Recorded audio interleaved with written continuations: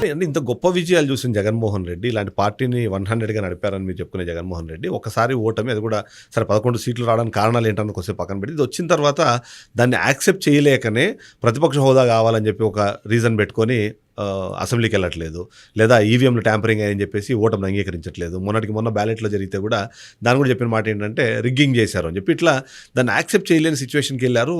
Psychological imbalance ఉంది అన్నదాన్ని విశ్లేషించే ప్రయత్నం కొంతమంది చేస్తారు. దానికి ఏం సమాధానం చెప్తారు? సార్, ఇప్పుడు నేను ఒక్క టైం చెప్తా. మేము ఒక రాజకీయ పార్టీ నడుపుతున్నాం. మేము కొత్తగా రాజకీయాల్లోకి రాలా. జగన్మోహన్ రెడ్డి గారు కొన్ని శిఖరాలను ఢీకొట్టి వచ్చాడు. ఇక్కడికి చిన్న చితక వాళ్ళని ఢీకొట్టి రాలా. దేశంలోనే పవర్ఫుల్ ఉమెన్ ఢీకొని వచ్చాడు. జగన్మోహన్ రెడ్డి గారి వైపు రెండే దారులు ఉన్నాయి ఆ రోజు. ఒకటి, తండ్రి శవం సాక్షిగా ఇచ్చినటువంటి మాటకు నిలబెట్టుకోవాలి నల్లకాలవ సాక్షిగా, లేదా వాళ్ళకి సరెండర్ అయిపోవాలి. సరెండర్ అయితే పీసీసీ ప్రెసిడెంట్ అవుతాడు, కేంద్ర మంత్రి అవుతాడు. కానీ జగన్మోహన్ రెడ్డి గారు పదవుల కోసం ఈరోజు ఆశపడలా. మీరు అన్నట్టు ఈరోజు మేమన్న ప్రతిపక్ష పదవి కోసం మేమేమి దేబురాట్లా, మాకు హక్కుగా రావాల్సిందని అడుగుతున్నాం. ఎందుకు హక్కుగా అడుగుతున్నాం? పార్లమెంట్ అయినా, అసెంబ్లీ అయినా, లేదంటే శాసనమండలి అయినా, ఇక్కడ ఉన్నటువంటి రాజకీయ పార్టీల్లో అందరూ ఒకవైపు ఉన్నప్పుడు, మిగిలింది ఒకటే మేము ఒకవైపు ఉన్నప్పుడు, అంటే 164 మంది అవతల వైపు, 3 పార్టీలు కూటమి, సింగిల్గా మేము ఒక్కలే అవతల వైపు ఉన్నాం. మాకు నిజంగా 11 కాదు, ఒకటే వచ్చినా మా ప్రతిపక్ష నాయకుడు హోదా ఇవ్వాల్సిందే. ఎందుకు? మేము అపోజిషన్ ఒక్కలే ఉన్నారు. పాలకపక్షం ప్రతిపక్షం రెండూ లేకుండా సభ జరిగితే అది ఎవరికి అవమానం? రాష్ట్రానికి అవమానం, రాష్ట్ర అసెంబ్లీకి అవమానం. మీ అంతరికి మీరే డబ్బా కొట్టేసుకుంటాము.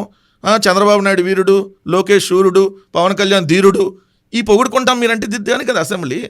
మేము అసెంబ్లీలో ఏమడుగుతున్నాం? మేము మిమ్మల్ని ప్రశ్నించడానికి మాకు మైక్ కావాలి.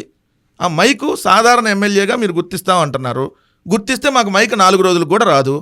మాకు 67 మంది శాసనసభ్యులు ఉన్నప్పుడు మీరు మైక్ ఇవ్వకుండా కట్ చేసిన రోజులు ఉన్నాయి. ఇప్పుడు మీరు సింగిల్ ఎమ్మెల్యేగా వచ్చి మైక్ ఇస్తాం, 4 రోజులు కూర్చోండి, 5వ రోజు ఇస్తామంటే వాట్ ఈస్ ద యూజ్? అసెంబ్లీకి వెళ్ళి మేము అదే అడుగుతాం. ప్రతిపక్షంగా మాకు రావాల్సింది అడుగుతాం. మీరు అన్నట్టుగా సార్, మాకు విజయాలేమి కొత్త కాదు, ఓటములేమో మాకు కొత్త కాదు. మేము ఎక్కువ రోజులు ఓటమిలోనే ఉన్నాం. ఎందుకు ఎక్కువ రోజులు మేము అపోజిషన్లోనే ఉన్నాం? ఎందుకు? అధికారంలో ఉండి రాజీనామా చేసి మేము బయటికి వెళ్ళాం. అంటే 5 ఏళ్ళు మాకు అధికారం ఉన్నా వదులుకొని బయటికి వెళ్ళాం, వెళ్ళి పోరాటం చేసిన వాళ్ళం. తర్వాత 3 పార్టీలు కలిపి మా మీద మూకుమ్మడిగా వచ్చిన మళ్ళీ ఎదుర్కొన్నాం. మా దగ్గర ఎమ్మెల్యేలు లాక్కొని వాళ్ళకి మంత్రి బాలు వచ్చి మమ్మల్ని బూతులు తిట్టేస్తున్నాడు కూర్చొని, అయినా ఎదుర్కొన్నాం. సింగిల్గానే పోయారు జగన్మోహన్ రెడ్డి గారు, పోరాడారు. ఈ రోజు తాను నమ్ముకున్నటువంటి సిద్ధాంతాలకు వ్యతిరేకంగా పోలా. ఎందుకు కాంప్రమైజ్ అయితే ఆ సిద్ధాంతాలను వదులుకుంటే? అసలు మా బీజేపీ 2014లో మాతో పొత్తు అడిగింది. 18లో వాళ్ళు విడిపోగానే మమ్మల్ని రమ్మన్నారు క్యాబినెట్లోకి. 19లో పొత్తు అడిగారు, మేము రానన్నాం. మళ్ళీ గెలిచినాక మా కేంద్ర మంత్రి పదవులు ఇస్తాం రమ్మన్నారు. మళ్ళీ చంద్రబాబు నాయుడు గారితో పొత్తు కన్ఫర్మ్ అయినా కూడా ఢిల్లీకి మోడీ గారు పిలిచి పార్లమెంట్ సాక్షిగా అడిగారు. పార్లమెంట్లోనే జగన్ గారిని కలిశారు ఆ రోజు. అయినా మేము వెళ్ళాలా. సో మాకు అధికారమే కావాలని అనుకుంటే ఏ రోజు మాకు 2009లోనే జగన్మోహన్ రెడ్డి గారు ముఖ్యమంత్రి. సో మేము సిద్ధాంతాల పరంగా ఉన్నదాని ప్రకారం వెళ్తున్నాం. మేము అధికారంలో ఉంటే ప్రజలకు మంచి చేస్తాం, ప్రతిపక్షంలో ఉంటే ప్రజల తరపున పోరాడతాం. సో అందుకని మేము ప్రతిపక్ష హోదా అడుగుతున్నాం అసెంబ్లీలో బలమైన వాణిని వినిపించడానికి. ఎవరో ఏదో అనుకోవచ్చు, ఎవరో ఏదో విశ్లేషించుకోవచ్చు. సార్, ఓడిపోయినప్పుడు ఎట్లా ఉంటుంది అంటే చిదంబరన్న, ఓడిపోయినప్పుడు ప్రతి ఒక్కళ్ళు చెప్పేస్తారు, ఓహో ఇన్ని రకాల విశ్లేషణలు చేసేస్తారు. అదే జగన్మోహన్ రెడ్డి గారు మనం గెలుచుంటే దేశం మొత్తం జగన్మోహన్ రెడ్డి గారి వైపు చూసి, అరే అసలు జగన్మోహన్ రెడ్డి గారు ఎస్సీ, ఎస్టీ, బీసీ, మైనార్టీ అన్నాడు అని మిగిలిన వాళ్ళందరూ దేశం అంతా అదే పాటించేవాళ్ళుగా. సో ఓడిపోయినప్పుడు ఏంటంటే ఇవన్నీ తప్పు అంటారు. ఏది మేము తీసుకొచ్చిన స్కూళ్ళు తప్పు అంటారు, మేము తీసుకొచ్చిన మెడికల్ కాలేజీలు తప్పు అంటారు. ఏది జగన్మోహన్ రెడ్డి గారు ఇన్ని మంచి చేస్తే అవన్నీ తప్పు అంటారు ఓడిపోతే. సో అది ఒక్కోసారి కర్మ, తప్పదు. వాళ్ళు అన్నా మనం వినాల్సిందే. మళ్ళీ ప్రజలకి ఏం చెప్పుకోవాలో చెప్పుకొని మన ఎన్నికలకు వెళ్ళాల్సి. అదే నిజంగానే మైక్ ఇవ్వరనే అనుమానంతో మీరు వెళ్ళట్లేదా? లేకపోతే మీరు అవమానపరిచిన 2 వ్యక్తులు, ఒకరేమో స్పీకర్ దాంట్లో, ఇంకోరేమో డిప్యూటీ స్పీకర్ పొజిషన్లో అక్కడ కూర్చొని ఉన్నారు. వాళ్ళ మొహం చూడడం ఇష్టం లేక, లేకపోతే వాళ్ళని అధ్యక్ష అనలేక, లేదా వాళ్ళని రిక్వెస్ట్ చేయలేక, లేదా వాళ్ళని రెస్పెక్టెడ్గా మాట్లాడలేక, అందుకని జగన్మోహన్ రెడ్డి వెళ్ళట్లేదు అన్నది కూడా ఒక మాట వినిపించే ప్రయత్నం చేస్తాను. దానికి మీరు అన్నారు కాబట్టి నేను వీడియో వినిపిస్తాను. ఒక 15-20 సెకండ్స్ ఉంటుంది, ఎక్కువగా ఉండదు. ఇది అయ్యన్న పాత్రుడు మా వచ్చింది. చంద్రబాబు నాయుడు గారికి ఎంత టైం ఇస్తారో అసెంబ్లీలో, నాకు కూడా అంతే టైం ఇవ్వాలంటాడు. ఏ రూల్ ప్రకారం ఇవ్వాలి? నేను ఎందుకు ఇవ్వాలి? నువ్వు ప్రతిపక్ష నాయకుడు కాదు అన్నారా? నేను చంద్రబాబు నాయుడు గారికి ఎంతసేపు మైక్ ఇస్తారో జగన్ గారికి ఎంతసేపు ఇస్తే వస్తానంటున్నాడు. ఎందుకు ఇవ్వాలి? నేను ఎందుకు ఇవ్వాలి? నేను ఇవ్వను అని డైరెక్ట్ స్పీకర్ చెప్పాడు. అంటే ఏంటి దానికి అర్థం? 2, మమ్మల్ని మొదటి రోజు అవమానించారు. ఫస్ట్ పాయింట్, ఎందుకు అవమానించారంటున్నాను? ఎమ్మెల్యేల ప్రమాణ స్వీకారం రోజు సాంప్రదాయంగా మొట్టమొదటి ముఖ్యమంత్రి గారు చేసిన తర్వాత నెక్స్ట్ జగన్మోహన్ రెడ్డి గారికి అపోజిషన్ పార్టీగా లీడర్కి జగన్మోహన్ రెడ్డి గారికి ఏది ప్రమాణ స్వీకారం చేయించాలి ఎమ్మెల్యేగా. సో వాళ్ళు ఏం చేశారు కానీ ఫస్ట్ ముఖ్యమంత్రి, తర్వాత ఉప ముఖ్యమంత్రులు, మంత్రులు అందరితో చేయించిన తర్వాత చివరిగా వైఎస్ఆర్ కాంగ్రెస్ పార్టీ అధ్యక్షుడు హోదాలు జగన్మోహన్ రెడ్డి గారితో చేయించారు. అక్కడే సాంప్రదాయాలని వాళ్ళు కాలు రాసి మమ్మల్ని అవమానపరచాలని మొదటి రోజు నుంచి డే వన్ నుంచే డిసైడ్ అయ్యారు. కానీ ఇదే స్పీకర్ స్థానంలో ఉన్నటువంటి వ్యక్తి అసలు మాట్లాడుతున్నటువంటి మాటలు నిన్న రూలింగ్ సంబంధించి ఇచ్చాడు. జగన్మోహన్ రెడ్డి గారు ప్రతిపక్ష నాయకుడు హోదాకు సంబంధించి రూలింగ్ ఇస్తా, ఏకవచనంతో సంబోధిస్తా, మేము అవాకులు చెవాకులు బేలేమంట, మేమంట ఇష్టారీతిగా వ్యవహరిస్తున్నామంట, మేము ఇవ్వము అని చెప్పి కరాఖండికి చెప్పేస్తున్నాడు. మరి అంత ఏకపక్షంగా వాళ్ళు వ్యవహరిస్తా మరి ఏ విధంగా ఇస్తారు? అయినా ఇవ్వటానికి వాళ్ళకి వచ్చిన నష్టమేంది అంటున్నా. ఓకే, ఇప్పుడు పాలకపక్షంగా మీరు అందరూ ఉన్నారు, మమ్మల్ని తిట్టొచ్చు, ఏదైనా చేయొచ్చు, మీరు అసెంబ్లీలో చేస్తానే ఉంటారు.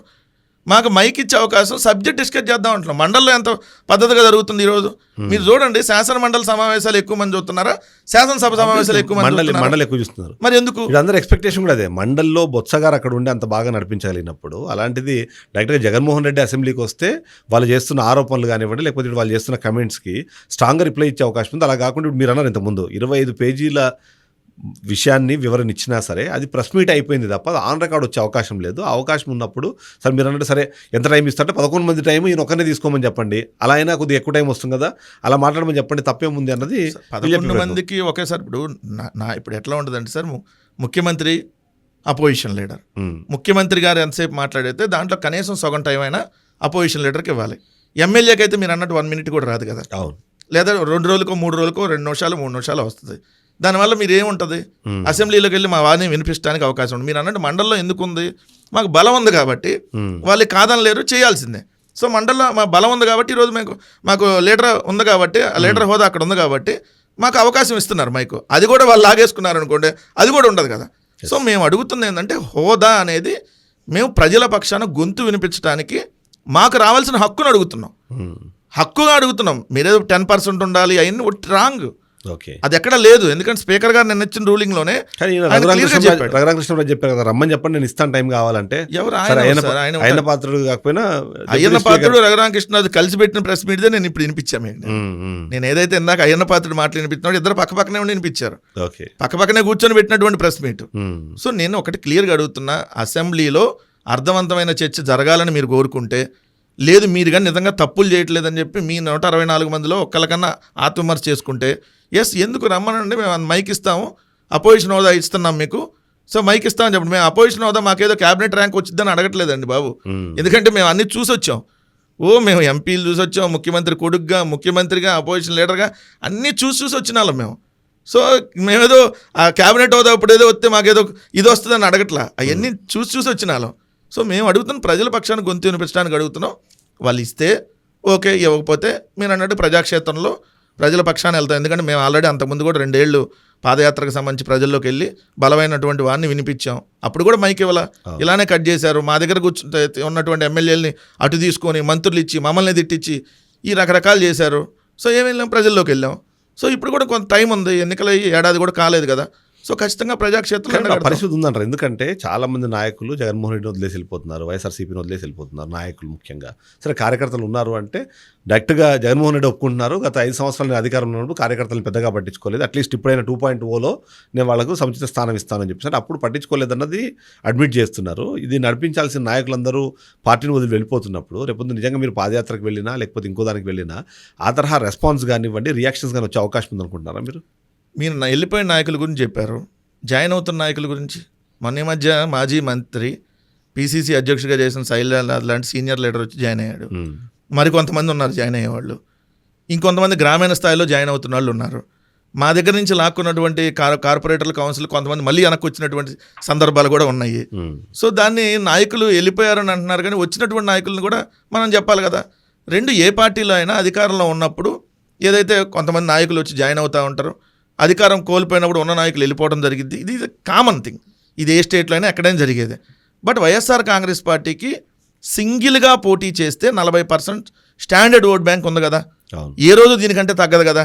మాకు ఫస్ట్ 45 వచ్చింది 2014లో, తర్వాత 50 వచ్చింది, ఇప్పుడు 40 వచ్చింది. ఇవన్నీ సింగిల్గానే, ఏ రాజకీయ పార్టీతో సంబంధం లేదు. ఇన్ని రకాల కుట్రలు అన్నీ, ఇన్ని రకాల జిమ్మిక్కులు చేసినా, అన్ని రకాల హామీలు ఇచ్చినా 40% స్టాండర్డ్ ఉంది కదా. సో అధికారం రావాలంటే ఇంకంతా 5 to 6%.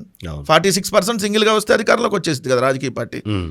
ఆల్రెడీ 5-6% మా కార్యకర్తల వల్ల మనం కొంత డిసప్పాయింట్ అయ్యిందా లేదంటే ఇంకెక్కడ అయిందనేది లోపాలను సరి చేసుకుంటాం. ఆబ్వియస్లీ వైఎస్ఆర్ కాంగ్రెస్ పార్టీ అధ్యక్షుడిగా జగన్మోహన్ రెడ్డి గారు బయటికి వెళ్ళినా ఎప్పుడు ఆయన ఇమేజ్ అనేది పెరుగుతుంది తప్ప ఏ రోజు తగ్గలా. ఇప్పుడు చూస్తున్నాం 8 నెలలుగా మన జరిగింది. ఎందుకు అంత దాడులు జరుగుతుంటే వినుకొండలో రషీద్ అనేటటువంటి అబ్బాయిని వాళ్ళు కిరాతకంగా చంపితే నడు రోడ్డు మీద జగన్ గారు వెళ్తే అది గుంటూరు నుంచి వినుకొండ వెళ్తానికి 7-8 గంటలు పట్టిన పరిస్థితి. దారి పడితే జగన్మోహన్ రెడ్డి గారికి వేలాదిగా స్వాగతం చెప్తూ మేము ఉన్నామన్నా దాడులు జరిగిన